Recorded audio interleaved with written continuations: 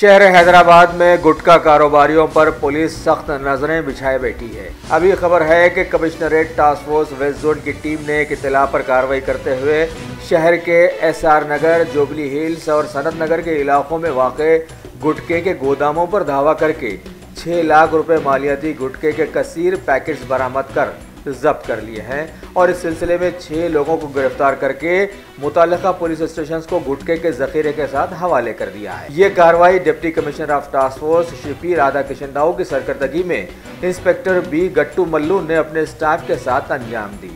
Task force team inspector गट्टू मल्लू और हमारा सब इंस्पेक्टर्स, कांस्टेबल ऑफिसर्स, ये लोग एक 3 दिन मेहनत करके ये जावेदुद्दीन नेटिव ऑफ मूसापेट है, इसको अपरेंट करें गुटखे के साथ। ये है मेन डीलर है ये एरिया में।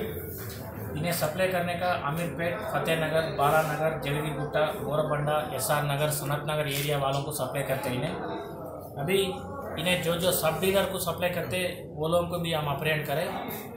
भूमा राम, विकास कुमार, संपत राव, राघवेंद्र, सुरेंद्र, ये 5 लोग और ये जावेदुद्दीन, ये 6 लोगों को हम लोग अपरेंट करें। इसमें ये 6 लोग पूरा एरिया में गुटखा बेच रहे हैं। अभी हम बोले सो एरिया में पूरा एक 6 लाख रुपए गुटखा हम लोग सीज करें।